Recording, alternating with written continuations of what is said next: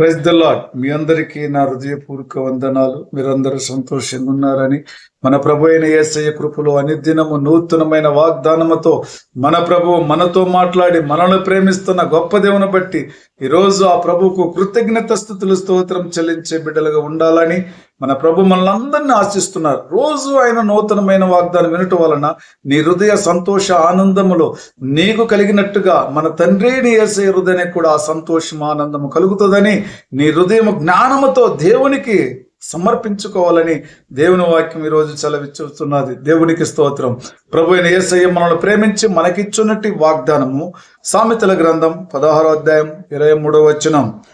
జ్ఞాని హృదయము వాని నోటికి తెలివిని కలిగించును, వాని పెదవులకు విద్య విస్తరింపచేయును. జ్ఞానిని హృదయము అతని నోటికి తెలివిని కలుగు చేస్తాయి.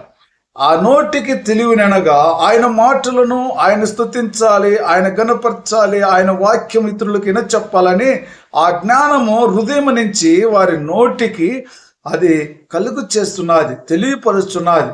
అంతేకాకుండా ఆ పెదవులకు విద్య విస్తరింపచేయనంటున్నాడు. మరి దేవుని యొక్క వాక్యములను ఆ పెదవులకు విస్తారంగా అనేక జనులకు వినచెప్పటానికి దేవుడే సాయం చేయవచ్చున్నాడు. మరి జ్ఞానిగా మనం ఈ లోకములో ఉదయకాల సమయం లేగానే ప్రభుని మోకరించి ప్రార్థించేవారమే కదా, మరి జ్ఞానం గల వారే కదా.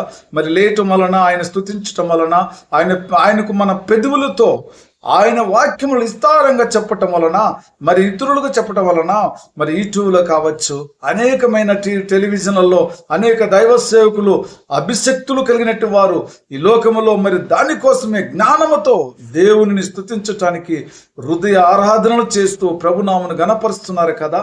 అయితే ఈరోజు అనేకమైన విశ్వాసులు కానీ, నువ్వు కానీ, నేను కానీ దేవుని నామమును శివురులో ఉంటున్నామని గణపరుచుకోవాలి, ఆయన స్తుతించాలి, ఆయనకే ఘనత కలిగినట్టు జీవించాలి.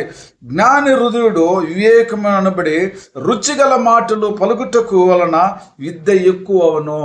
ఏ జ్ఞాని అయితే హృదయం కలిగిన వాడు దేవుని మాటల్లో పలుకుట వలన ఆ విద్య ఎక్కువ అవుతుందని చెబుతున్నాడు. కానీ రుచిగల మాటలు, ఏ రుచిగలయి?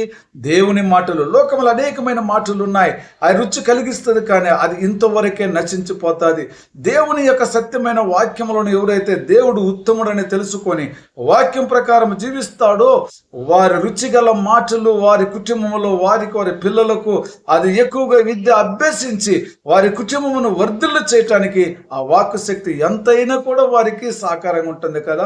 దేవునికి స్తోత్రం. దేవుడి మాటలు మనను, మన పిల్లలకు విద్యను, మరి అనేక శరీర సంబంధ విద్యల కోసం ఎలా పోరాటం చేస్తామో, రాత్రింబగలు చదివి మరి విద్యలో మరి ఫలించాలని, మంచి మార్కులు రావాలని ప్రయత్నిస్తున్నామో, దేవుని యొక్క వాక్యములు కూడా ఆది అందు వాక్యము దేవుడే ఉన్నాడనే విద్యను ప్రతి కుటుంబంలో అది విస్తరించాలి.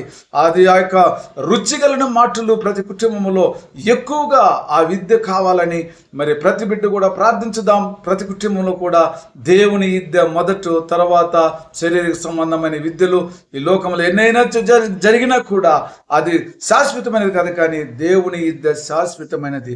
ఆ వాక్య విద్య ప్రతి బిడ్డలకు నేర్పించండి, జ్ఞానముగా వారి బిడ్డలను పెంచండి, పెంచి దేవునికి ప్రియ బిడ్డలుగా విద్యలో అభివృద్ధి పొందటానికి సహాయం చేయమని కూడా మరి ప్రతి కుటుంబానికి నేను మనవి చేసుకుంటున్నాను. సమయంలో చిన్న ప్రార్థన చేసుకుందాం.